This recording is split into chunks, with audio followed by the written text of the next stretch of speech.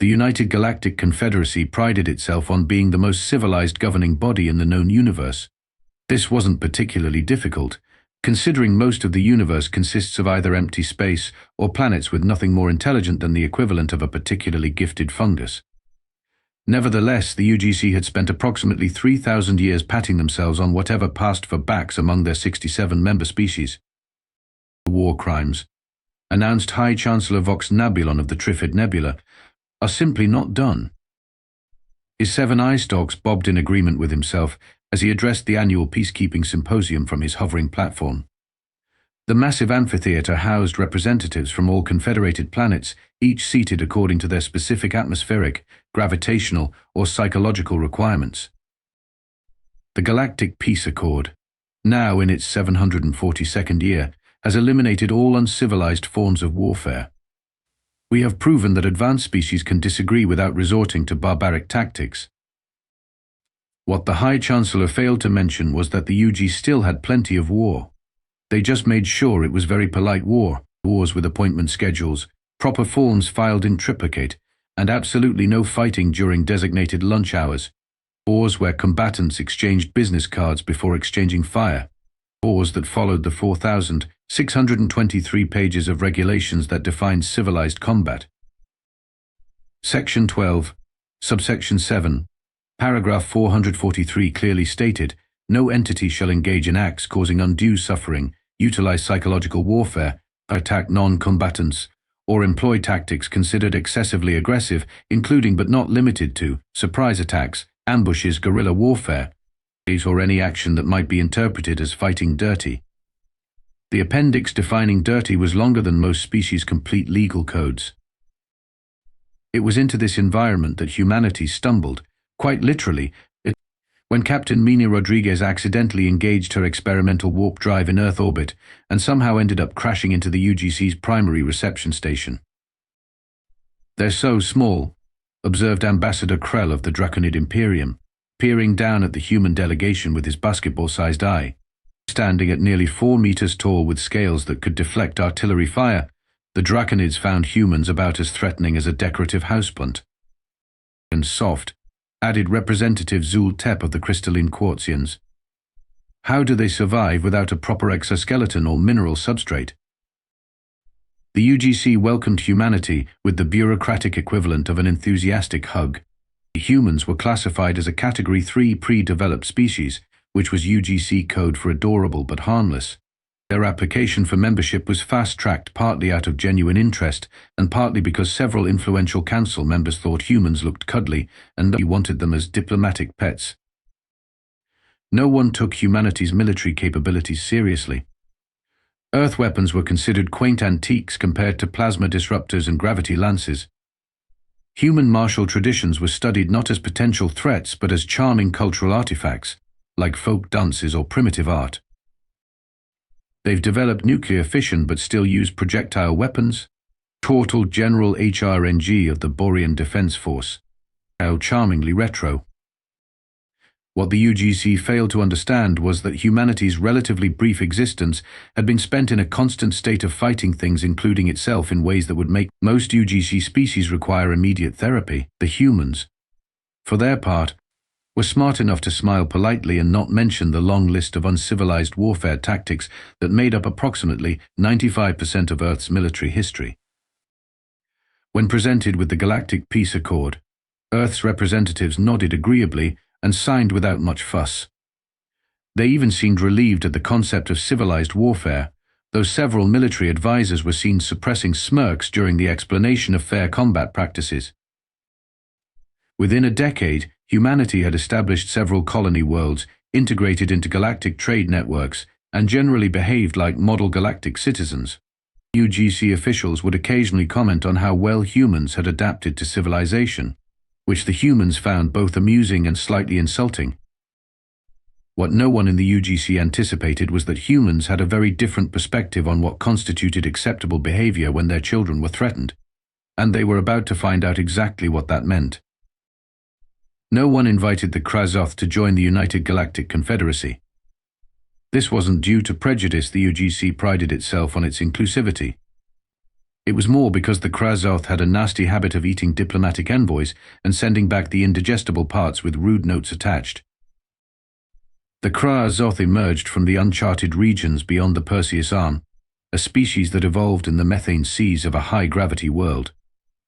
They resembled what might happen if octopi developed exoskeletons and a passion for heavy metal aesthetics.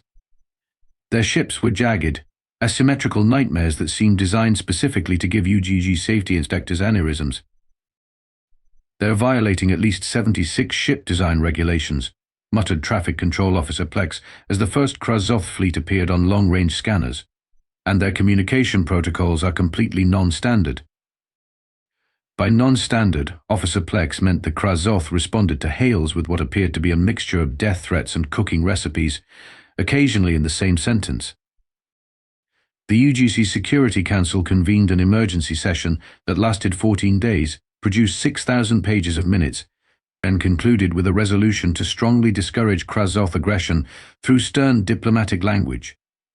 The Kra'zoth responded by vaporizing the diplomatic courier and proceeding toward UGC territory. Their first target was New Horizon, a human colony world on the outer edge of Confederated space. With a population of just under 30,000, it was known primarily for its excellent educational facilities and organic honey farms. The colony's defenses consisted of one outdated patrol cruiser and an enthusiastic volunteer militia whose training involved weekend paintball tournaments. The Kra'zoth struck during the colony's summer festival. Their ships descended through the atmosphere like metallic predators, deploying capture pods rather than weapons. This wasn't an extermination mission, it was a harvesting operation. "They've taken the children," reported Governor Marcus Wells, his voice tight with controlled panic as he transmitted to UGC headquarters. 342 children between the ages of 4 and 12. They specifically targeted schools and the Festival Youth Center. The UGC High Command received the message with appropriate gasps and expressions of concern. Admiral Tulkor, a veteran of 17 civilized wars, immediately proposed a response. "We'll file a Category 1 grievance for treaty violations, followed by economic sanctions. If they fail to respond within the standard 40-day waiting period, we'll escalate to a formal declaration of limited conflict." 40 days? Governor Wells' hologram flickered as he leaned toward the camera. "They took our children." Admiral Tulkor blinked his compound eyes in confusion. "Yes, and that's why we're prioritizing this as Category 1 instead of Category 3. We're expediting the process as much as regulations allow." What followed was a bureaucratic nightmare that would have been comical if not for the stakes involved. The UGC legal team discovered that the Kra'zoth, not being signatories to the Galactic Peace Accord, couldn't technically be accused of violating it. This led to a 3-day debate about whether to classify the action as piracy or unauthorized relocation of sentient dependents. Meanwhile, on New Horizon, something was happening that the UGC had never witnessed before: human parents organizing. "They've set up something called a command center in the Colony Community Hall," reported UGC observer Nix Tara, who had been dispatched to monitor the situation. "They're not following any official emergency protocols. There's a group of primarily female humans who call themselves, let me make sure I have this correct, really pissed off moms." The UGC representative assigned to New Horizon, a well-meaning Arcturian named Diplomat Zen, attempted to calm the human population by explaining the official response procedures. "I assure you, the Confederacy is taking this matter very seriously," he told the assembled colonists. "A special committee has been formed to draft a strongly worded condemnation that could be approved as early as next month." The silence that followed was, as humans say, deafening. Then a woman stepped forward from the crowd. She wore gardening clothes and had soil still under her fingernails. Her name tag from the honey farm where she worked read Elena Reyes, head apiarist. "My 6-year-old twins were taken," she said with a calmness that sent chills down Diplomat Zen's spine despite his thermal regulation implants. "We're not waiting for your committees." That was the moment when the UGC should have realized they had drastically underestimated humanity. Instead, Diplomat Zen made note of the emotional response in his report and recommended patience counseling for the affected colonists. The UGC was about to learn a valuable lesson. There is nothing more dangerous in the universe than a mother whose children are in danger. Part 3. Mothers Mobilize. The community hall of New Horizon had transformed overnight. Gone were the cheerful festival decorations and sign-up sheets for the colony bake-off. In their place hung star charts, crude drawings of Kra'zoth anatomy based on sensor readings, and a large banner that read "Bring our babies home," in bold red letters. Elena Reyes stood at a repurposed cafeteria table that now served as a command desk. As a former military engineer before becoming an apiarist, she had skills the UGC knew nothing about. Next to her stood Diane Wong, a kindergarten teacher whose placid demeanor masked the fact that she had once been an Olympic weightlifter. Rounding out the leadership was Dr. Meera Patel, a colony physician with a sideline in martial arts instruction. The Kra'zoth ships left residual radiation traces that suggest they're headed toward the Cygnus X1 sector, Elena explained, pointing to a glowing dot on the star chart. That's where our kids are. And how exactly do you plan to get there? Asked Diplomat Zen, who had been trying unsuccessfully to redirect their energy toward proper channels for the past 12 hours. The nearest UGC military outpost is 3 systems away, and they won't deploy without authorization from Central Command. Dr. Patel smiled with all the warmth of a surgical laser. We're not waiting for the military. We have transportation.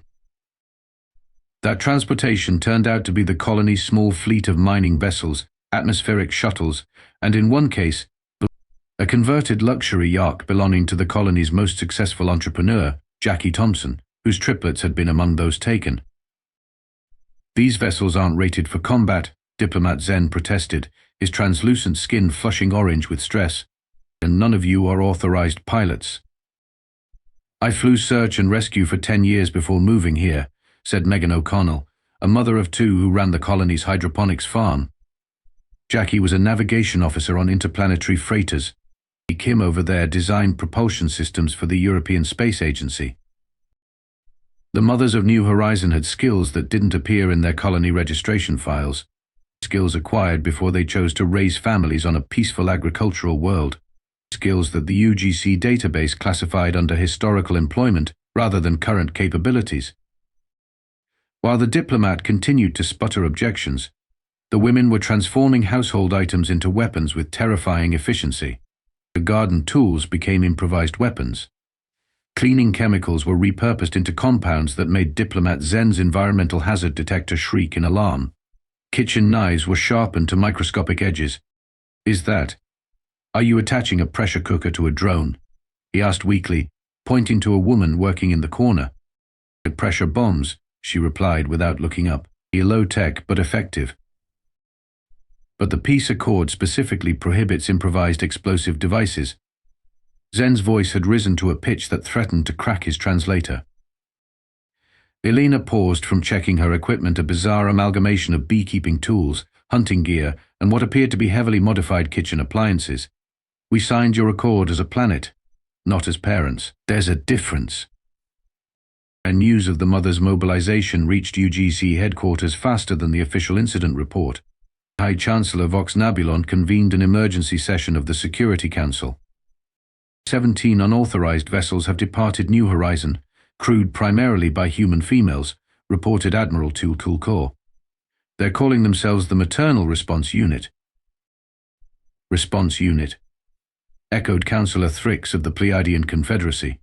That sounds almost military. Surely not, huffed the Regelian representative. Humans are a Category 3 species, but their ships don't even have proper weapons. That's what concerns me, Admiral Tulkor said gravely. Our scans show they've modified their vessels with devices that don't match any recognized weapons signatures. Are they dangerous? Asked the High Chancellor. The Admiral's compound eyes shifted uncomfortably. Unknown. But the human concept of maternal protection appears to have biological roots that override their normal decision-making processes. The Security Council erupted into discussion, with most members dismissing the threat. They're caregivers, not warriors, said one representative. How dangerous could they be? Meanwhile, in the cold darkness of space, the fleet of mismatched vessels accelerated toward Kra'zoth territory. On the bridge of the lead ship, a refitted mining vessel, now bearing the name Mama Bear, Elena Reyes studied the tactical display. "Divert all power from life support to engines," she ordered. "We can breathe thin for a few hours if it means getting to our kids faster." Dr. Patel raised an eyebrow. "That violates about 12 safety protocols." "So does kidnapping our children," Elena replied, "overtaking the Kra'zoth in 3 hours. All ships, prepare for Operation Playdate." In UGC records, the events that followed would later be classified as Unauthorized Maternal Intervention Incident 1. In human history, it would be remembered simply as "Don't mess with Mom." The Kra'zoth outpost orbiting a methane giant in the Cygnus X1 sector was the very definition of intimidating. Jagged spires protruded from its rotating central hub like the spines of some monstrous sea urchin. Defense turrets studded its surface, each capable of vaporizing a standard UGC cruiser. The Kra'zoth had never signed the peace accord, never pretended to be civilized, and never lost a direct confrontation. They were about to experience all three. Scanners show 341 human life signs, reported Jackie Thompson from her sensor station aboard the Mama Bear. One fewer than we're looking for. Elena's knuckles whitened as she gripped the command console. "Which child?" "A. Tommy Chen. Age 5. A heavy silence fell over the bridge. Elena closed her eyes for 3 seconds before snapping back to attention. "We get the rest. And we find out what happened to Tommy." The fleet of converted civilian ships maintained their position just outside the Kra'zoth detection grid. By all normal tactical assessments, they had 0 chance of success. Their vessels were outgunned, their crews untrained in military operations, and their weapons cobbled together from household items. What the tactical assessments failed to account for was that these weren't soldiers, they were mothers. And they had spent years developing skills that no military academy taught: infinite patience, eyes in the back of their heads, and the ability to function on no sleep and cold coffee. "Begin Phase 1, Elena ordered. "Deploy the Trojan horse." From the cargo bay of the Mama Bear, a single shuttle emerged. Its hull had been reconfigured to match the radiation signature of a Kra'zoth supply vessel. A trick Kim Yoshida had managed using nothing but the colony's atmospheric modulator and parts from 6 microwave ovens. Approaching their docking bay, reported Diane Wong, piloting the shuttle with the same steady hands she used to herd kindergartners through chaotic field trips. "No sign they've detected anything unusual." The Kra'zoth, for all their fearsome reputation, had one critical weakness: arrogance. They simply couldn't conceive of anyone being foolish enough to attack them directly. Their security systems were designed to detect military-grade threats, not repurposed mining tools and kitchen appliances. The shuttle docked with a metallic clunk. "We're in," Diane's voice came through the con, proceeding to Phase 2. Phase 2, as it turned out, involved weaponized baking soda, vinegar, and lots of glitter. The first Kra'zoth security team that encountered the human infiltration squad found themselves enveloped in a cloud of sparkling particles that clogged their breathing apparatus and blinded their optical sensors. The second team slipped on a substance that Dr. Patel swore was just banana peel extract, technically not even a weapon under UGC definitions. Meanwhile, on the bridge of the Mama Bear, Elena monitored the operation while sending encoded updates to the rest of the fleet. Team Alpha has reached the detention level. Team Beta is disabling their communications array. Team Gamma is getting creative with the environmental controls. "Creative how?" asked Megan from her station. "They figured out how to pump Baby Shark through the Kra'zoth announcement system." The psychological impact of the ancient Earth children's song on the unprepared Kra'zoth nervous system couldn't be overstated.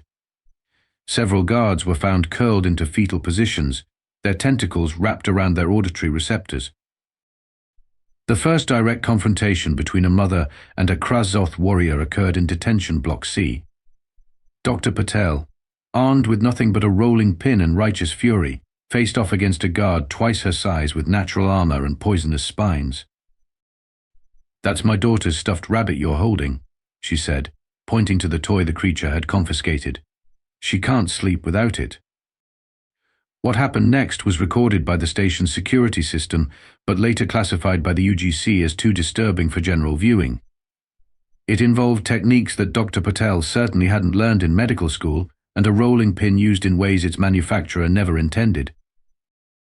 On the command deck of the station, Supreme Commander Kra'zoth was receiving increasingly panicked reports from throughout the facility.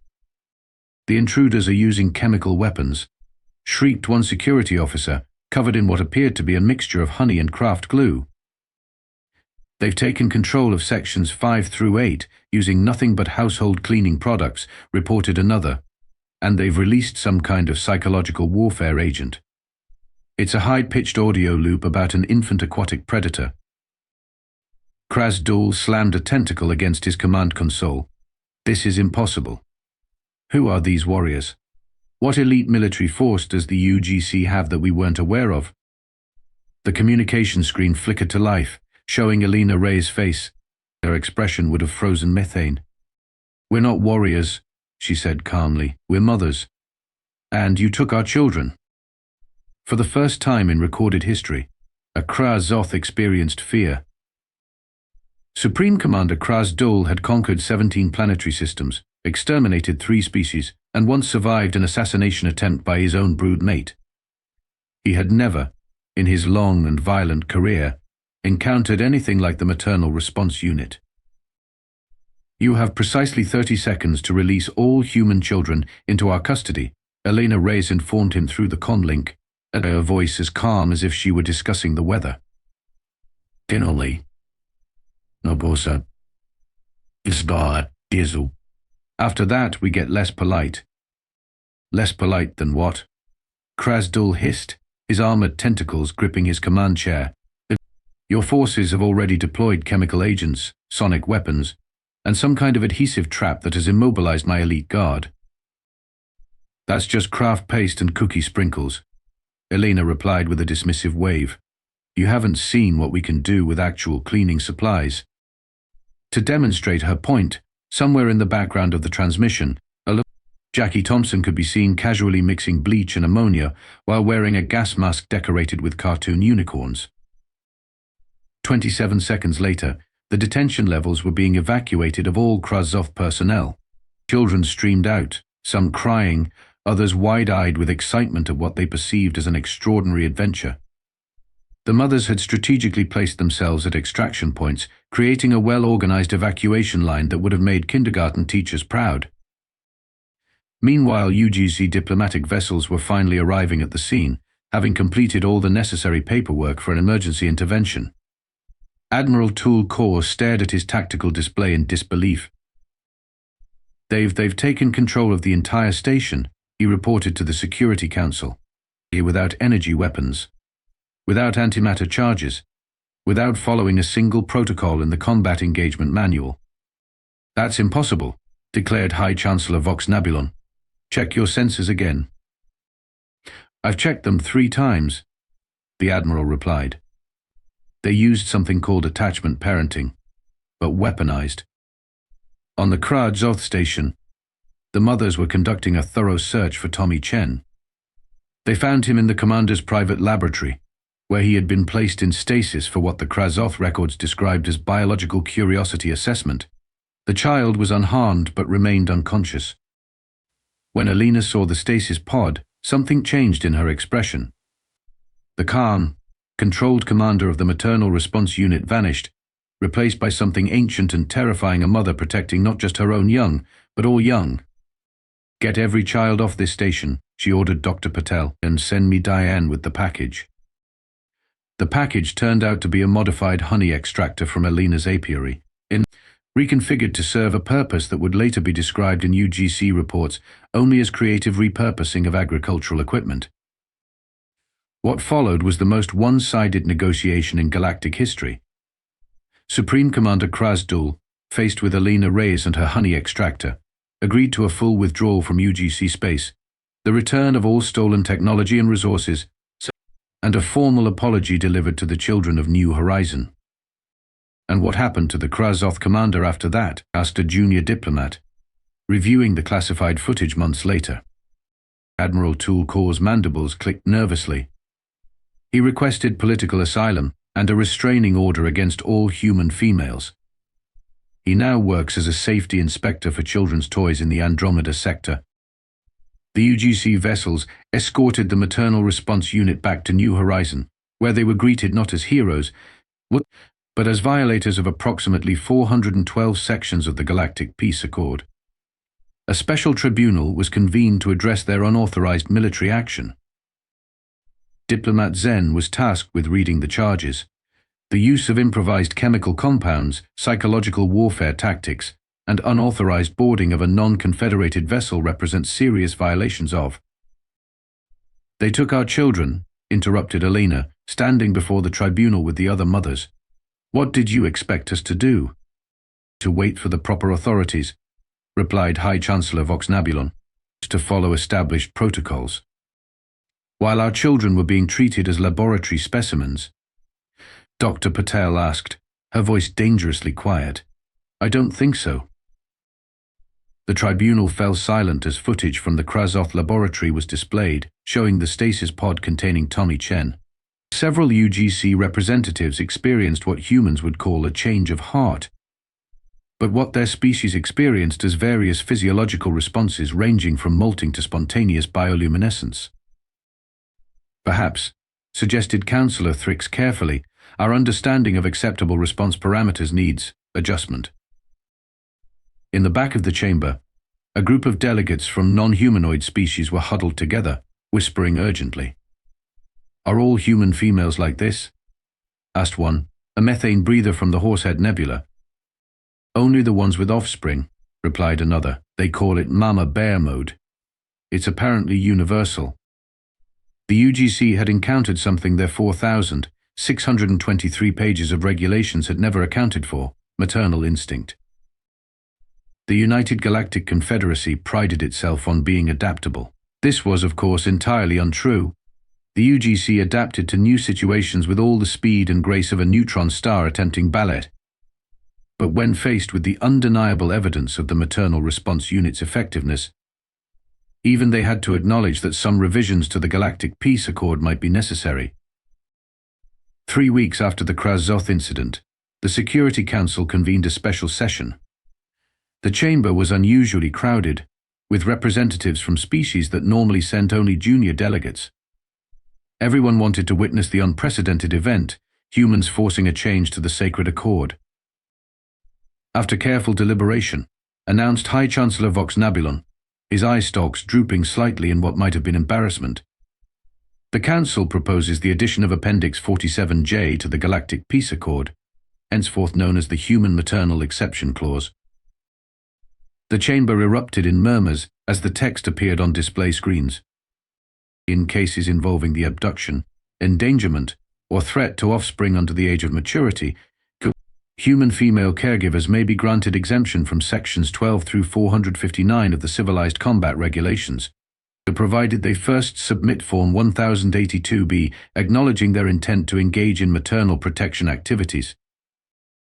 Form 1082B. Elena Reyes raised an eyebrow from her position at the witness stand. "You still expect paperwork?" High Chancellor Vox-Nabulon's skin flushed a deeper shade of purple. "The form can be submitted retroactively."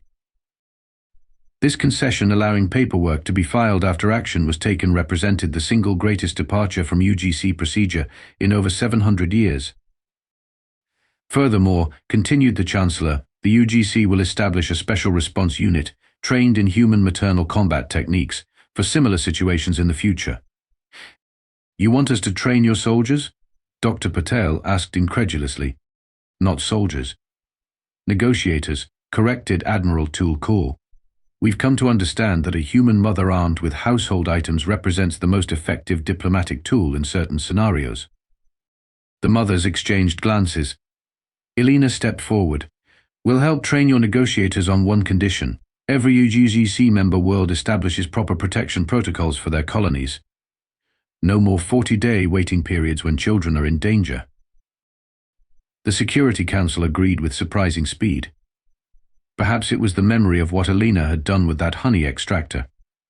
Perhaps it was the fact that several non-human representatives had quietly approached their human counterparts about the possibility of recruiting maternal consultants for their own security forces.